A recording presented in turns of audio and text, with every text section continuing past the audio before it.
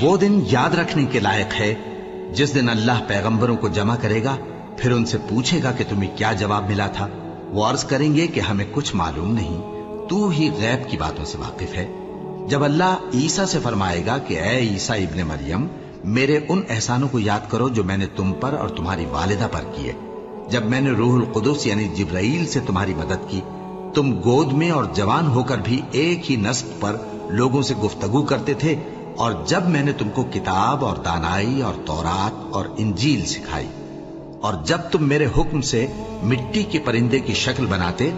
پھر اس میں پھونک مار دیتے تھے تو وہ میرے حکم سے سچ مچ کا پرندہ بن جاتا تھا، اور پیدائشی اندھے کو اور برس کی بیماری والے کو